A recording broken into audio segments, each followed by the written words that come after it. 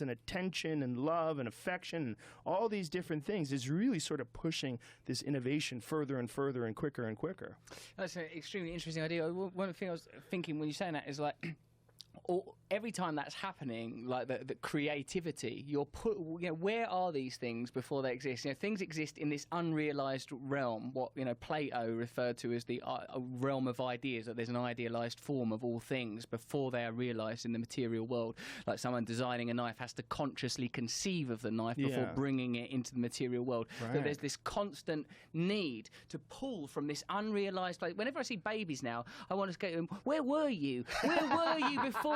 Where was your consciousness? Tell me what it's like. I was friendly, and hopefully still am friendly with David Lynch, the filmmaker, and he told me that friends of his were outside their kid's nursery, and they had a 3-year-old kid and a 6-month-year-old, don't say years after month, 6-month-old kid, and they heard the 3-year-old go to the 6-month kid, I need you to tell me about heaven again because I'm beginning to forget.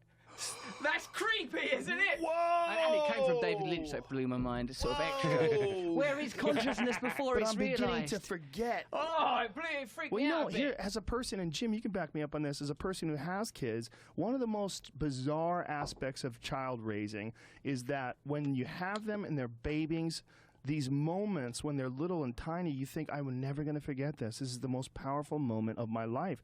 This is amazing, being around them when they're so little and their first words and they're talking to you, but you fucking forget it. You forget it all because you know them as the them they are now at 6 or at 8 or at 10 or at 14. And those incredibly powerful moments you forget. But meanwhile, you remember some cunt who cut you off in traffic 14 years ago, and you're like, I should have kicked that fucking guy's ass. I saw him at the red light, and I didn't get out of my car, and it haunts me to this day. I want to drag him out of his car and feed him his fucking teeth.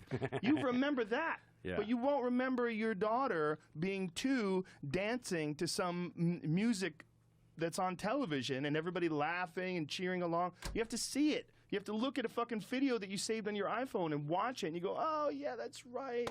Oh, my God, what an amazing moment. Somehow or another, almost like dreams, those ideas are erased from the accessible memory in some strange way, or many of them are. So when you hear a 3-year-old saying that to a 6-month, that is fucking crazy, because it makes you wonder, is that one of the, because that's one of the properties of DMT, by the way, which is the psychedelic that's created by your own brain. One of the major properties of that dream is how profound the visions are, incredibly powerful, but then they slip through your hands. They are gone. They're gone just like a dream.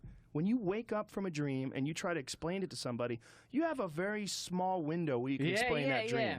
So then, what the fuck is going on in consciousness? Yeah, there's powerful moments, though. It's an eraser. Yes, but there's also powerful, really good moments that I've had with each one of my kids that I can literally, out of all the moments that I said, I'm going to remember this. Yeah. You've stored them in the museum of your mind. Yeah. I have forgot most, but there's a handful that I remember as if it was yesterday that was on a deeper spiritual conscious level where we just locked eyes and it was a moment and we just knew everything about each other at that moment. Now again, maybe I wanted it that moment, but that's how it felt, and I can count that with each one of my kids where I always go back to going, wow, I really know who you really are, and I'm trying to get you back to that. Does it make sense? It does. I think that we have an accessible database. We have a hard drive. We have a certain amount of space. And that's been proven when it comes to how many people you can know and keep in your life. They say that you could keep about 150 people in your life. And you can sort of remember these people, and you can hold these people. But once you go past 150, it gets fucking slippery as shit. And you must experience that because you're constantly meeting people, and people know who you are, and you don't remember them. And after a while, you can go, nice to meet you. And they go, we already met. We met 3 years ago. And you're like, oh, I forgot. Yeah, I can't maintain this many connections. The database is full. But it's a hard drive issue. It's a literal hard drive issue. I forget, what is the fucking, I know that it's not Bode's law is the size of planets.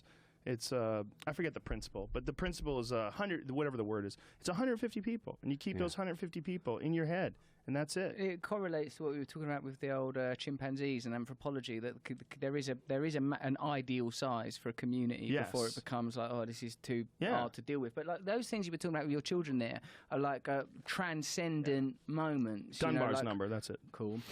Like you're talking about moments where it didn't matter that you're individual A and that's individual B, that there's a clear connection, that something passes between us. That something and it was overpowering and beautiful just for that moment, and that keeps me going in certain moments of time, even though I'm 15 years later and 20.